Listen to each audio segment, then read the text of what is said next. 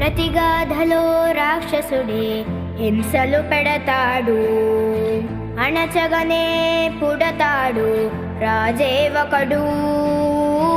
శత్రువునే కడదేర్చే పనిలో మన రాజు, హింసలనే మరిగాడు మంచిని మరిచే.